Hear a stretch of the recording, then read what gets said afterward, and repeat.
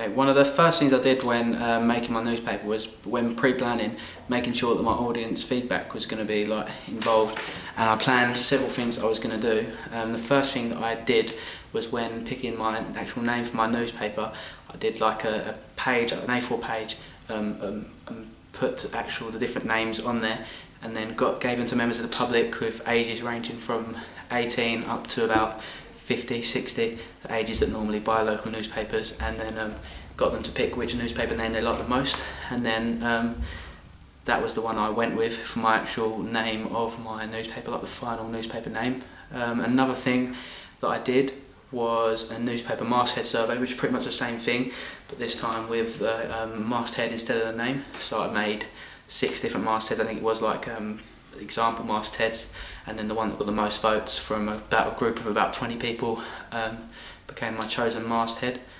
And also to do with that as well, I put position, the position of where the masthead would be on the newspaper. That was chosen as well in the survey. Another thing I did was a survey of the price. So my price ended up being 45p, and I asked people, the general public, took photos of them while they were doing this as well, ticking off the price which they wanted. So there was from 10p up to about £1, and the most one was 45p, around about the middle, which I think a House of the Gazette, a local newspaper around here, is 45p. So it was a good final decision that I went with, which was regarding the audience as well, getting them involved.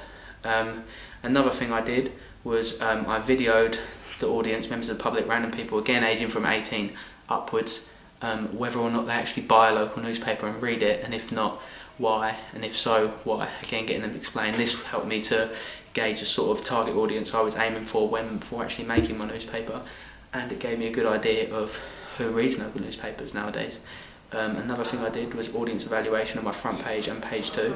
So with my newspaper, I printed my newspaper off my first page and my second page, and then got the members of the public to say what they thought was good about it, what they thought was bad about it, and then used this to edit and change. A couple of people said that my colour scheme wasn't quite right, so I changed my whole colour scheme of my newspaper to fit with what the audience was saying. Again, on page 2 there wasn't a weather section, it didn't have the weather, local weather that was coming down, so I made a weather, a little strip of weather down the side that said weather, what weather it was going to be like throughout that week in the local place, the local area, which in my case was Hedingham.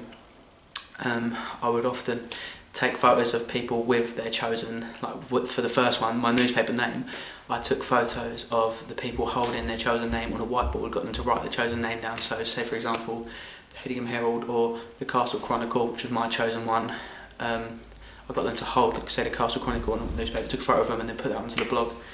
So yeah, I'd say that was about it really. Audience feedback helped me massively with the conventions of the local newspaper, where the masthead goes, where the rest of the information goes, and yeah.